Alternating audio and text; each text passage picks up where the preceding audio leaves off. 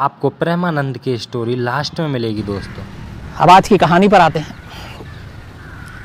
कई कहानियाँ ऐसी होती हैं जिसमें कई बार पहले भी मैंने कहा है कि कहानी तो सुना देता हूँ, बता भी देता हूँ, रिसर्च भी करता हूँ, फिर खुद भी यकीन नहीं होता कि वाकई ऐसा होता है, लेकिन सारे सबूत होते हैं, गवाह भी हैं, किताबों में पन्ने पे दर्ज भी हैं, तो फिर ना मानने की कोई वजह नहीं होती। आज की कहानी रशिया यानी रूस के एक ऐसे शख्स की कहानी है जिसे कुछ लोग पागल कहते थे, कुछ फ़कीर कहते थे, कुछ पहुंचा हुआ बाबा कहते थे, कुछ सनकी कहते थे, कुछ जर्मनी का जासूस कहते थे, कुछ का ये भी कहना था कि उसके अंदर ज़बरदस्त शक्ति थी सामने वाले को सम्मोहित करने की, मतलब उसका दिमाग अपने वश में करने की। एक गरीब परिवार से जिसका बचपन से कोई मन नहीं लगता किसी काम में, फिर शादी होती है, बच्चे होते हैं, फिर चोरी करता है, अदालत में पेश किया जाता है, अदालत उसे सज़ा भी देती है, लेकिन अनोखी सज़ा, कहती है कि तुम तीर्थ यात्रा करो, पैदल जाओ, और करीब 500 कुछ किलोमीटर पैदल चलने का हुक्म सुनाती है। फिर वो एक जगह पहुंचता है और वहां जाकर सीधे शाही परिवार के घर का सबसे ख़ास बन जाता है। फिर एक वक्त ऐसा आता है जब उसकी मर्ज़ी के बिना शाही परिवार कोई भी फैसला नहीं लेती। कुछ लोग तो ये भी कहते हैं कि अगर वो ज़िंदा होता तो शायद सेकेंड वर्ल्ड वॉर ही ना होता। तो ये सारी चीज़ें एक शख्स के साथ जुड़ी है और उसकी मौत की भी कहानी अजीब है। उसको साइनाइड दिया गया, फिर भी नहीं मरा, 3 गोली मारी गई, फिर भी नहीं मरा, बल्कि उठ के खड़ा हो गया। उसके बाद फिर उसे बुरी तरह मारा गया और आखिरकार ले जाकर बर्फीले पानी में एक नदी में उसे डुबो दिया गया, तब जाकर कहीं उसका दम निकला। मैड मॉन्क इस नाम से भी मशहूर है ये शख्स। तो आज की जो कहानी है वो है रूस के ऐसे ही जिस शख्स के बारे में मैंने अभी इतना कुछ कहा, रास्पुतिन, ग्रिगोरी रास्पुतिन की कहानी है। पूरी कहानी बेहद दिलचस्प है।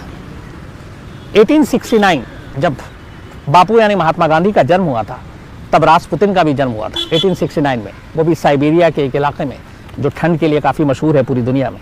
एक किसान परिवार में रास्पुतिन का जन्म हुआ। 9 भाई बहन थे, लेकिन 4 भाई बहन बचपन में ही उनकी बीमारियों की वजह से मौत हो गई। 5 बचे। बचपन बच्चे जैसे होते हैं वैसी था, लेकिन रास्पुतिन बचपन से ही अलग था। भाई बहनों से उसे उतना लगाव नहीं था, माँ बाप से भी बहुत कम बातें करता, दोस्त बनाए नहीं, हमेशा तन्हा रहता, अकेला रहता, खुद से ही बातें करता। कभी जंगल चला जाता तो जानवरों से बातें करता, कभी खुद आसमान की तरफ देखता और ऐसा लगता जैसे भगवान अल्लाह ईश्वर से बात कर रहा है। तो अजीब सा बिहेवियर उसका बचपन से ही था। तन्हा रहना पसंद था, खुद से बातें करना पसंद था, किसी काम में मन नहीं लगता, पढ़ाई लिखाई में मन नहीं लगता, स्कूल गया नहीं, घर वालों ने खेती में लगाई, वहाँ पे खेती में ढंग से काम नहीं किया। अस्तबल में लगाया, लेकिन अस्तबल में जानवर थे तो उसे लगा कि यहाँ इंसान तो है नहीं, तो वहाँ उसे मन लगा। वो घोड़ों से और बाकी जानवरों से खुद बातें करता, जंगल निकल जाता, जंगल में जानवरों से बात करता, तन्हाई में बड़बड़ाता रहता। जब ये चीज़ें लोगों ने देखी तो उसे पागल कहने लगे। माँ बाप को चिंता होने लगी कि मेरा बच्चा पता नहीं क्या हो गया, इसके दिमाग में क्या है। लेकिन ये सारी चीज़ें चलती रहीं। थोड़ा बड़ा हुआ तो लगा कि शादी कर देते हैं, शायद ये कुछ बदलाव आए। शादी हो गई, उसके 3 बच्चे हुए, लेकिन तीनों की मौत हो गई। फिर बाद में 3 और बच्चे हुए, लेकिन जब 3 बच्चों की मौत हुई तो उसका फिर से मन उचाट हो गया। उसके बाद वो इधर उधर भटकने लगा। इसी दौरान में शराब पीने की आदत लग गई। शराब के लिए पैसे नहीं थे तो वो चोरियां करने लगा, और चोरी करते करते एक लत लग गई उसे चोरी की। इधर पूरी दुनिया में उस दौरान में 19वीं सदी की शुरुआत में उथल पुथल थी। हर देश दूसरे देश पे वर्चस्व हासिल करने के लिए लड़ाई लड़ रहा था, जंग की तैयारियां चल रही थी। तो इसी दौरान में साइबेरिया के एक दूर दराज के गांव में रास्पुतिन का बचपन और फिर जवानी आई। एक बार चोरी करते हुए ये पकड़ा गया और उसके बाद इसे अदालत में पेश किया गया। लेकिन जब अदालत में पेश किया गया तो इसका बर्ताव वैसे ही था। वकील को भी पता चला माँ बाप के ज़रिए कि बचपन से ही ऐसे ही है। वकील ने अदालत से कहा कि इसके साथ रहम किया जाए, इसकी जो सोच है और इसका बर्ताव है वो थोड़ा डिफरेंट है। तो अदालत ने भी फिर कहा कि चलो इसके साथ थोड़ी सी रहम बरतते हैं। और 1897 की बात है, 1897 की, जब अदालत में रास्पुतिन को सज़ा देने की बजाय ये कहा कि तुम्हारी सज़ा ये है कि तुम पैदल तीर्थ यात्रा पर निकलो, और करीब 523 किलोमीटर सर्बिया के उस इलाके से एक चर्च है दूर, तो तुम वहाँ तक पैदल जाना है तुम्हें, और यही तुम्हारी सज़ा है। ग्रिगोरी रास्पुतिन की शायद इस सज़ा ने ही ज़िंदगी बदल दी। अदालत के आदेश अनुसार वो अपने घर वालों से मिलता है, विदा लेता है, जेब में पैसे नहीं, बाकी कुछ चीज़ें नहीं। अब वो तन्हा अकेले निकल जाता है। 523 किलोमीटर का सफ़र तय करना है, वो भी पैदल, खाने पीने का सामान नहीं। और यहीं से उसकी ज़िंदगी बदल जाती। इस तीर्थ यात्रा ने उसे बहुत कुछ सिखाया। चलते चलते कभी कोई शख्स मिल जाता, कुछ खाना देता, वो खा लेता। कोई गांव से गुजरता, गांव वाले कुछ दे देते तो वो खा लेता, कहीं पे भी सो जाता। वक्त बीतता जाता है, बाल दाढ़ी सब बढ़ते जाते हैं, लेकिन वो अपना पैदल चलता जाता है। इस दौरान में बहुत सारे चर्च मिलते हैं, बहुत सारे फादर मिलते हैं, बहुत सारे दूसरे लोग मिलते हैं। उनके ज़रिए वो धार्मिक चीज़ें भी सीखता है, समझता है। फिर वो एक मोनेस्ट्री में जाता है, वहाँ पे वो मॉन्क बनता है, कुछ दिन वहाँ रहता है, लेकिन उनके आदेशों का पालन नहीं करता, पर धार्मिक चीज़ें सीख जाता है। और उसके बाद अब फिर आगे का सफ़र तय करता है। आगे अब जब भी कोई इंसान मिलता वो उसे बाइबल और बाकी चीज़ों की सीख देता। जो लोग उस चीज़ों को मानते वो उसे एक बाबा के तौर पे देखते, जो उसकी बातों को नहीं मानते वो उसे पागल और सनकी कहते। और इसी तरीके से वक्त बीतता रहा। 523 किलोमीटर का सफ़र तय करना था, करता रहा, और आखिरकार वो उस चर्च में पहुंचता है जहां पे उसे जज ने जाने के लिए कहा था। उस चर्च में जाने के बाद वहां के फादर के शागिर्दी में वो वहां पे रहता है, बाइबल की बाकी सारी चीज़ें सीखता है, धर्म के बारे में जानकारी हासिल करता है, और अपनी ज़िंदगी जो है वो ईश्वर के नाम पे समर्पित कर देता है। कुछ दिन के बाद उस चर्च के फादर उसे कहते हैं कि अब तुम्हारा सफ़र यहाँ पे ख़त्म होता है, अब तुम यहाँ से आगे जाओ। चूँकि उसे जज ने कहा था, अदालत ने कहा था कि 523 किलोमीटर दूर एक चर्च में तुम्हें जाना है, यही सज़ा है, पैदल जाना है, तो वहाँ तक तो आ गया। लेकिन इस 523 किलोमीटर के सफ़र ने उसकी ज़िंदगी बदल दी। वो रासपुतीन एक अलग इंसान बन चुका था। वो एक तरह से एक बाबा बन गया, एक फ़कीर बन गया, एक संत बन गया, एक मॉन्क बन गया। लेकिन फिर भी जब उसका मूड होता और अगर कोई उसे ज्ञान देता या उसे कुछ हुक्म देता तो कई बार वो नहीं मानता और उनका विरोध करता, और इसीलिए उसे मैड मॉन्क तक कहा गया। तो उस चर्च के फादर को भी इसके इस बिहेवियर के बारे में पता था। फिर उन्होंने उसे सुझाव दिया कि तुम यहाँ से सेंट पीटर्सबर्ग जाओ और अब आगे की ज़िंदगी तुम्हारी वहीं लिखी है। इस दौरान में, इस सफ़र के दौरान कुछ चीज़ें ऐसी हुई जिसने रासपुतीन को भी एहसास दिलाया कि उसके अंदर कुछ अलग चीज़ें हैं। उसकी शारीरिक बनावट बचपन में कमज़ोर था, हड्डियाँ कमज़ोर थीं, आँखें कमज़ोर थीं, वो धीरे धीरे ज़्यादा बेहतर हो गई। और कई बार कई लोगों को वो गुस्से में या प्यार से कुछ कहता, वो बातें सच हो जाती। कुछ परेशान आते उसके पास तो बोलता जाओ कल से तुम्हारी ज़िंदगी में खुशहाली होगी, वो ठीक हो जाता, और अगले दिन से वाकई ऐसा होता। तो कुछ लोगों के अंदर ऐसी चीज़ें आई कि वो रासपुतीन को लेके लगा कि ये कोई चमत्कारिक इंसान है, और जो कहता सच कहता, जो भविष्यवाणी करता है वो सच होता है। धीरे धीरे इसके चर्चे होने लगे, और ये चर्चे उसी चर्च में ही रहने के दौरान होने लगे थे जब यहाँ पे ये पहुँचा था अदालत के हुक्म पर। इसके बाद ये सेंट पीटर्सबर्ग पहुँचता है। वहाँ जाने के बाद ये फिर उसी तरह की अपनी ज़िंदगी गुजार रहा होता है। इस दौरान में अब 1897 में सज़ा हुई थी, 3-4 साल बीत गए और 19वीं सेंचुरी की शुरुआत हो गई। और उस वक्त पूरी दुनिया जो है, जैसा मैंने आपको बताया कि अलग अलग वर्चस्व की लड़ाई चल रही थी, एक दूसरे पे कब्जे की बात हो रही थी। और 1905 में 1905 में रूस और जापान के बीच एक ज़बरदस्त जंग हुई थी। हालांकि रूस के पास सैनिक क्षमता ज़्यादा थी, उनके पास सैनिकों की तादाद भी ज़्यादा थी जापान के मुकाबले, लेकिन उनकी प्लानिंग, रणनीति ये सब थोड़ी सी ठीक नहीं थी, और उसकी वजह से रूस जापान से ये जंग बुरी तरह हार गया, जिसका गुस्सा वहाँ के सैनिकों में भी था, हम लोगों में भी था। और उन्हें ये लगा कि ये सब कुछ राजशाही परिवार की वजह से नहीं है। उस दौरान में रूस के अंदर निकोलस सेकंड राजा जो थे, उनकी शाही हुकूमत चल रही थी रूस के अंदर, राजा निकोलस सेकंड की। और उनकी पत्नी का नाम था अलेक्जेंड्रा, जो कि एक जर्मन सिटीजन थी। बाद में वो राजा निकोलस के साथ उनकी शादी हुई, रहने लगी। इसी दौरान सेंट पीटर्सबर्ग रासपुतीन भी पहुंच चुका, और एक बाबा के तौर पर वो जो कहता भविष्यवाणी, अब धीरे धीरे वो उसकी चर्चा होने लगी, मशहूर होने लगा। इधर कहानी में करवट ये बदलती है कि राजा निकोलस और अलेक्जेंड्रा का एक ही बेटा था, और बड़ी मन्नत के बाद वो बेटा हुआ। अब शाही परिवार का वो अगला वारिस था। अगर वो ना होता तो शाही परिवार का अगला कोई वारिस ना होता, तो इसलिए उसकी बड़ी लाड प्यार और वही उससे परवरिश हो रही थी। लेकिन इसी दौरान में पता चला कि जो निकोलस का बेटा था और अलेक्जेंड्रा का बेटा था, उसका नाम था अलेक्सेई। अलेक्सेई को एक बीमारी है, और हीमोफीलिया। और इस बीमारी में एक सबसे ख़तरनाक बात यह थी कि अगर उसे कहीं शरीर में कोई कट का निशान लग जाए तो फिर लगातार खून बहता रहेगा, और उसकी जान जाने की भी पूरी संभावना है। और इस बीमारी का उन्होंने जितना इलाज किया लेकिन ठीक नहीं हो रहा था। तो राजा निकोलस के परिवार का इकलौता वारिस, इकलौता बेटा अलेक्सी, और उसकी तबीयत ख़राब, एक गंभीर बीमारी। तमाम उन्होंने इलाज करा लिया लेकिन ठीक नहीं हो रहा है। इसी दौरान किसी ने शाही महल में अलेक्जेंड्रा को रासपुतिन के बारे में बताया कि एक शख्स है जो सर्बिया से निकला, तीर्थ यात्रा की, उसके बाद वो अभी सेंट पीटर्सबर्ग पहुंचा है और उसके अंदर बड़ी कला है, वो जो भी कहता है सच होता है, औषधि है, बाबा है और उसके हाथ में बहुत ज़्यादा शफा है। तो एक बार राजकुमार को अगर उसको दिखाएं तो शायद कुछ भला हो। चूँकि एक बीमार शख्स जब होता है या परेशान माँ बाप या कोई भी, तो ऐसे में अगर कोई भी ऐसी चीज़ें बताता तो एक उम्मीद की रोशनी दिखाई देती है। तो राजा और रानी भी परेशान, अपने बेटे को लेकर, वारिस की ज़िंदगी भी बचानी है क्योंकि शाही वंश को आगे बढ़ाना है। हर तरफ से इलाज करके थक चुके हैं, कुछ हुआ नहीं है। तो उन्होंने कहा कि चलो इस बाबा को भी आजमा लेते हैं। और इसी के बाद रासपुतिन को सेंट पीटर्सबर्ग में जो मौजूद था उसे शाही महल में पहली बार बुलाया जाता है। रासपुतिन शाही महल में पहुंचता है। वहां जाने के बाद उसे बताया जाता है कि ये अलेक्सी राजकुमार हैं, उनकी माँ अलेक्जेंड्रा वहाँ पे मौजूद। वो सारी कहानी बताती हैं। जो कहानियों में जिक्र है वो ये है कि इसके बाद रासपुतिन राजकुमार के पेशानी पे हाथ रखता है, ना उसकी नब्ज देखता है ना बाकी चीज़ें। और जिस दिन ये गया था उस दिन उसको 2-3 दिन से बुखार था और तेज़ बुखार उतर नहीं रहा था। शाम के वक्त ये पहुंचता है और राजकुमार को देखता है, राजकुमार के सर पे हाथ रखता है।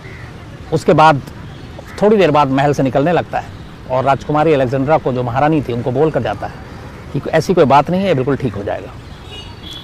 अब ये संयोग कहिए, इत्तेफाक कहिए या कुछ और कहिए कि शायद 3 दिन बाद उसी दिन बुखार उतरना था या क्या था।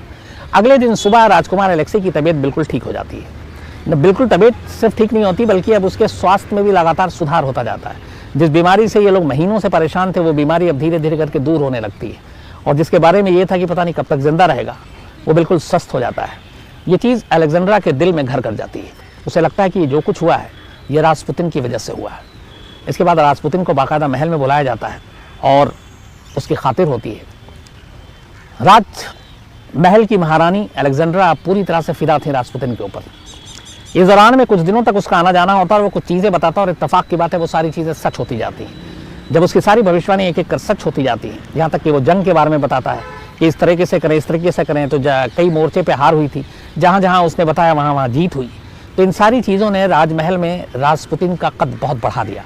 इसके बाद ये हुआ कि अब वो राजमहल में ही रहने लगा। फिर धीरे धीरे वो महारानी के बेहद करीब आया। रासपुतिन की ज़िंदगी की 2 ही चीज़ें थी। एक, वो औरतों के बेहद करीब रहता था और बहुत सारे औरतों के साथ उसके रिश्ते थे। महारानी पूरी तरह से उसके एक तरह से कब्जे में आ गई थी। रासपुतिन के बारे में एक चीज़ और थी कि वो जो दूसरों को अपने वश में करना यानी सम्मोहन की शक्ति थी उसके अंदर, और वो किसी को भी अपने वश में कर सकता था। कहते हैं इसी वजह से उसने बहुत सारी औरतों को अपने वश में किया और उनके साथ रिश्ते बनाए। और यहाँ तक कि महारानी के साथ भी इसके लव अफेयर के किस्से चले, यहाँ तक कि इसको लव बाबा के नाम से भी पुकारा गया जो इतिहास के पन्नों में है। तो धीरे धीरे रानी के साथ भी इसके रिश्तों के चर्चा शुरू होने लगे और अब राजमहल में सारी चीज़ों में इसका दखल शुरू हो गया रासपुतिन का। जो भी बड़े फैसले, अहम फैसले होते उसमें रासपुतिन के फैसले ज़रूर लिए जाते। एक तरह से वो उस पूरे निकोलस शाही परिवार का सबसे बड़ा सलाहकार बन गया। उसके कहने पे मंत्रिमंडल में कौन होगा, कौन बाहर जाएगा, कब किससे क्या होगी, फौज को कहाँ रखना है, किस देश के साथ क्या करना है, ये सारी चीज़ें, सारी बातें वो बताता रहा। शुरुआत में सब कुछ सही रहा, उसकी बातें भी सही साबित होती गईं। लेकिन फिर धीरे धीरे जब जापान और रशिया वाली बात आई, उस दौरान में हार भी हुई और उसको लेके वहाँ के लोगों में बड़ा गुस्सा आया। और गुस्सा इस बात पे आया कि शाही जो परिवार है वो इतनी बड़ी हार हुई, इतनी बड़ी सैनिक क्षमता के बावजूद जापान से, और शाही महल एक बाबा और एक शख्स जिसका नाम रासपुतिन है उसके ही विचार और उसके ही कहने पे चल रहा है और अपनी तरफ से कुछ कर नहीं रहे। तो इस चीज़ को लेकर लोगों में गुस्सा भी था। और इसी के बाद फिर एक बार वहाँ के लोगों में गुस्सा आया, उसमें बहुत सारे मजदूर और बाकी लोग थे। उन्होंने सेंट पीटर्सबर्ग में शाही महल के ऊपर धावा बोलने का तय कर लिया। ये खबर राजमहल तक पहुँची। राजमहल ने सेना को आदेश दिया। इसके बाद सेना ने उन लोगों पे गोलियां चलाई। बहुत सारे लोग मारे गए जो विद्रोह करने के लिए आगे बढ़ रहे थे। और इसको खूनी रविवार, खूनी संडे यानी कि ब्लडी संडे के नाम से रूस में जाना जाता है आज भी। तो उसके बाद खैर ये चीज़ें ख़त्म हुई, लेकिन शाही परिवार उसके बाद से डर गया था। इस दौरान में भी रासपुतिन के साथ शाही परिवार का रिश्ता वैसे ही रहा और वो लगातार शाही परिवार का एक तरह से सलाहकार बना हुआ था। लेकिन इसके बाद धीरे धीरे जब वक्त बीता और हालात बेकाबू होने लगे, उधर कम्युनिज्म भी जो है, कम्युनिस्ट पार्टी और लेनिन की वो उनका भी विद्रोह और स्वर धीरे धीरे रूस में उठ रहा था। और इसी बीच में हुआ ये कि एक राजा निकोलस के भतीजा जिसका नाम था फेलिक्स यूसुपोव, फेलिक्स यूसुपोव के ये भतीजा था निकोलस का। कुछ अपने खास लोग थे जो राजा के मंत्रिमंडल में थे। कुछ मंत्रियों को जब हटाया गया तो उसमें राजपुतिन का नाम था और उसने कुछ मंत्रियों को हटाने की सिफारिश कर दी। उनमें से राजकुमार फेलिक्स के कुछ अपने लोग भी थे। राजकुमार फेलिक्स उनमें से था जो राजा निकोलस को हटाकर गद्दी पे कब्जा करना चाहता था और उसे लगा कि अगर राजपुतिन जब तक यहाँ रहेगा, इसी की सलाह मानी जाती रहेगी, तो ये उसके लिए एक रोड़ा है। तो कहते हैं कि राजकुमार फेलिक्स ने राजपुतिन को रास्ते से हटाने की एक साजिश रची और ये साजिश रची गई 30 दिसंबर को। राजकुमार फेलिक्स अपनी पत्नी जो कि शाही परिवार की थी, उससे उसके नाम पे राजपुतिन को अपने महल में बुलाता और कहता वो मिलना चाहती है, उसकी वाइफ। राजपुतिन देर रात पहुंचता है महल में, लेकिन वहाँ साजिश और थी। राजकुमार फेलिक्स उसे केक में साइनाइड डालकर देता है। राजपुतिन वो साइनाइड खा लेता है, लेकिन बिल्कुल नॉर्मल रहता है। तो उस साजिश में जितने लोग शामिल थे राजकुमार के, वो देख के हैरान रह जाते हैं। इस साइनाइड के जरिए तो कुछ सेकंड के अंदर मौत हो जानी चाहिए, ये वैसे ही खड़ा हुआ है। इसके बाद जब उसे लगता है कि ये मर नहीं रहा तो वो गुस्से में आ जाता है। उसके बाद वो पिस्टल निकालता और सीधे निकालकर पहली गोली मारता, पेट में लगता है। राजपुतिन नीचे गिरता है लेकिन फिर उठता है। इसके बाद उसे 3 गोली मारी जाती है, लेकिन राजपुतिन उसके बावजूद उठकर उसको पकड़ लेता है। फिर उसे चारों तरफ से पकड़कर पीटा जाता है बुरी तरीके से। और ये सब करने के बाद उसको वहीं एक नदी, जिसमें उस वक्त ठंडा पानी, बर्फीला पानी, एक कपड़े में लपेट कर जब वो बेहोश हो गया, उसे ले जाकर पानी में डुबो दिया जाता है। अगले दिन सुबह राजपुतिन की मौत की खबर पूरे रूस में फैलती है, क्योंकि शाही परिवार का एक ताकतवर शख्स था। इसके बाद पोस्टमार्टम होता है। पोस्टमार्टम में एक अजीब सी हैरान करने वाली चीज़ मिलती है, और वो चीज़ ये थी कि जो पोस्टमार्टम हुआ उसमें पता चला कि राजपुतिन की मौत न तो गोली से हुई, न साइनाइड से हुई, बल्कि लंग्स में पानी था और मौत डूबने से हुई। तो ये एक अजीब चीज़ थी कि एक शख्स को 3 गोली मारी गई, लेकिन उसकी मौत गोली से नहीं हुई। एक शख्स को साइनाइड दिया गया, उस शख्स की मौत जहर से भी नहीं हुई, उस शख्स की मौत हुई बल्कि डूबने से। इस मौत को लेके काफ़ी उस वक्त हंगामा हुआ, लेकिन चूँकि शाही परिवार का मामला था तो दबा दिया गया और शाही परिवार ने एक अपने ही जो उनका अपना जहाँ पे सारे लोगों को दफनाया जाता था, वहाँ राजपुतिन को दफनाया गया। इसके बाद कुछ वक्त बीतता है। 2017 में राजकुमार फेलिक्स, जो कम्युनिस्ट क्रांति हुई उसके डर से वहाँ से भागकर दूसरे देश में पनाह ले लेता है। उसके बाद वो 80 साल के बाद उसकी मौत होती है, जबकि राजा निकोलस और उनके पूरे परिवार का 2000 कह रहा हूँ, उस साल 1918 में पूरे परिवार का खात्मा राजमहल में कर दिया जाता है। पूरे परिवार को मार दिया जाता है, राजा निकोलस और उनकी पूरी फैमिली को। और जो राजकुमार था जिसने जान ली थी राजपुतिन की, उनकी मौत जो है का जिम्मेदार वो 1 साल पहले 1917 में ही रूस छोड़कर भाग जाता है और उसके बाद किसी और देश में रहता है। तो उसकी जान तो बच गई, लेकिन लेनिन और उनके समर्थकों ने राजा निकोलस और उनके पूरे परिवार का उसी महल में खात्मा कर दिया था। आज भी राजपुतिन को रूस में उसी तरीके से याद किया जाता है, लेकिन इस पूरी कहानी में एक सबसे अहम कहानी और आपने कई फिल्में या टीवी सीरियल बहुत सारी चीज़ें देखी होंगी जिसमें शुरू में लिखा हुआ आता है कि ये मतलब काल्पनिक कहानी या ये है, इसका सच्ची घटनाओं से या किसी जिंदा या मुर्दा शख्स से कोई लेना देना नहीं। एक डिस्क्लेमर लिखा हुआ आता है, आपने अक्सर देखा होगा फिल्म की शुरुआत में। तो ये जो लिखा आता है डिस्क्लेमर, इसका किसी पात्र, किसी जिंदा या मुर्दा या किसी संस्थान या किसी देश उससे लेना देना नहीं है, एक काल्पनिक कहानी है, कुछ ये लिए गए हैं। इस डिस्क्लेमर की वजह भी यही ग्रिगोरी रासपुतिन है। इसी रासपुतिन की वजह से पूरी दुनिया की सिनेमा जगत में, पूरे दुनिया के सीरियल में ये डिस्क्लेमर लिख के आता है। और ये ऐसा इसलिए हुआ कि जब रासपुतिन की मौत हुई उसके बाद रासपुतिन के ऊपर एक फिल्म बनाई गई थी और उस फिल्म में रासपुतिन को दिखाया गया था कि कैसे वो औरतों का भूखा है, उनको अपने वश में करता है, उनके साथ सेक्स संबंध बनाता है, सारी चीज़ें थी। और इसी राजकुमार फेलिक्स जो कि उसका कातिल था, उसकी जो वाइफ थी आयरिन उनका नाम था, जो राजा निकोलस के शाही परिवार से थी। तो इस फिल्म में ये दिखाया गया था कि रासपुतिन ने आयरिन का भी रेप किया है, और उस वक्त आयरिन जिंदा थी, रूस से भागकर अपने पति के साथ किसी दूसरे देश में पनाह ले रखा था। तो जब ये फिल्म आई, ये MGM प्रोडक्शन की फिल्म थी, तो आयरिन ने जब ये फिल्म देखी तो उन्होंने इस फिल्म के प्रोडक्शन हाउस पे केस ठोक दिया कि ऐसा कुछ नहीं हुआ था और ना इस तरीके से मेरे साथ रेप हुआ था, जो फिल्म में दिखाई गई है कहानी ये झूठी है। तो इसके बाद जब केस किया तो मामला अदालत में गया और फिर अदालत ने फैसला सुनाया और एक भारी जुर्माना इस फिल्म कंपनी को देने के लिए कहा गया, और इस फिल्म कंपनी, इस प्रोडक्शन हाउस ने आयरिन को एक भारी जुर्माना दिया। इसी केस के बाद से पूरी दुनिया की फिल्मी जगत में अक्सर फिल्मों की शुरुआत में ये डिस्क्लेमर लिखा आता है कि ये एक काल्पनिक चित्र है, काल्पनिक चलचित्र है, इसके किरदार और ये अगर किसी से मिलते जुलते हैं तो हमारा इरादा भावनाओं को ठेस नहीं, कुछ चीज़ें।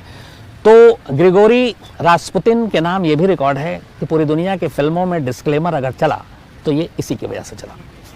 तो ये थी कहानी उस शख्स के बारे में, रूस के, जिसकी पहुंच एक साइबेरिया के गांव से निकलकर वो किस तरीके से राजमहल तक पहुंचता है और फिर क्या कुछ होता है।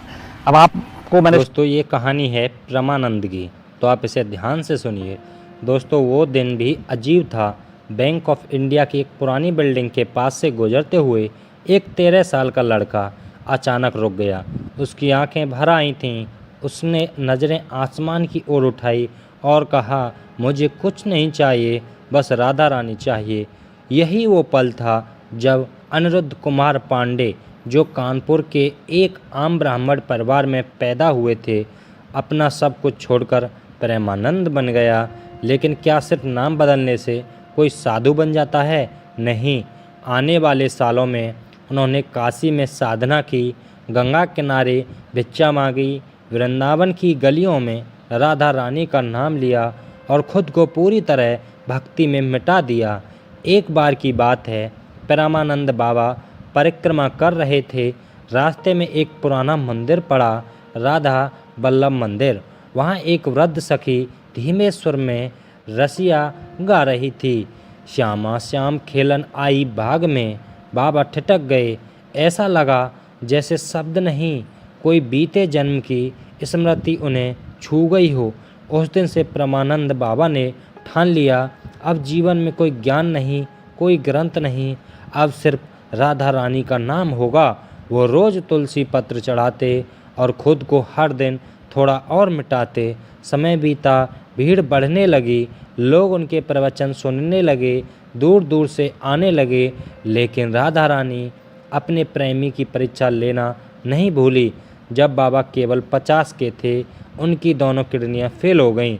डॉक्टर ने कहा जीवन अब डायलिसिस पर टिकेगा, लेकिन बाबा ने मुस्कुरा कर कहा, मेरी एक किडनी राधा है और दूसरी श्याम है, और जब तक वो चाहें मैं बोलता रहूँगा राधे राधे। कभी थकते नहीं थे, कभी शिकायत नहीं की, कभी मंच पर खड़े होकर राधा रानी का प्रेम सुनाते, तो कभी कभी किसी कोने में बैठकर धीरे से जप करते राधे राधे। आज लाखों लोग उनका नाम लेते हैं, प्रेमानंद बाबा, लेकिन बाबा खुद हर रोज़ खुद से यही कहते हैं, मैं कौन हूँ, बस एक राधा रानी का प्यादा हूँ। और यही बात उन्हें साधारण से असाधारण बनाती है। अगर राधा रानी का प्रेम आपको भी भीतर तक छू गया है तो एक बार आंख बंद करके बस इतना कहिए राधे राधे। दोस्तों आज की स्टोरी आपको कैसी लगी हमें कमेंट बॉक्स में ज़रूर बताएं, और इसी तरह की स्टोरी सुनने के लिए हमारे चैनल को लाइक करें, सब्सक्राइब करें और वीडियो को ज़्यादा से ज़्यादा लोगों को शेयर करें। और दोस्तों प्रेमानंद के ऊपर अगर आप और स्टोरी सुनना चाहते हैं तो हमें कमेंट बॉक्स में ज़रूर बताएं, और आप हमारी कहानी कहाँ से सुन रहे हो ये बताना ना